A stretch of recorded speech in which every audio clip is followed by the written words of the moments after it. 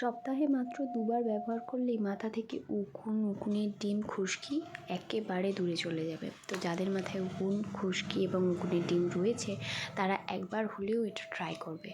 প্রথমেই একটা প্যান ভালো করে গরম করে নিয়ে তার মধ্যে কিছুটা সর্ষের তেল দিয়েছি। তারপর তেলটা একটু হালকা গরম হয়ে গেলে তার মধ্যে রসুনকে থেঁতো করে তার রসটা বের করে নিয়েছি, সেটা দিয়েছি। তারপরে নিম পাতা থেঁতো করে তার রস দিয়েছি, দিয়ে এটাকে একটু হালকা নেড়ে নেব, ভালো করে মিশিয়ে নেব দুটো।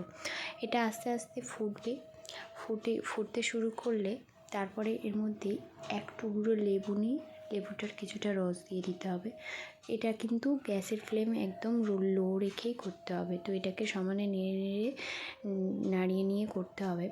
আর তারপরে কিছুটা মেথি আর কিছুটা কালো জিরে দিয়ে এটাকে ভালো করে মিশিয়ে নিতে হবে। 5 মিনিট এভাবে করে নিয়ে একেবারে নামিয়ে নিলেই ছেঁকে নিতে হবে। তারপর ঠান্ডা করে মাথায় লাগিয়ে নিতে হবে। সপ্তাহে এটা 2 দিন করে দেখুন, মাথায় একেবারে উকুন থাকবে।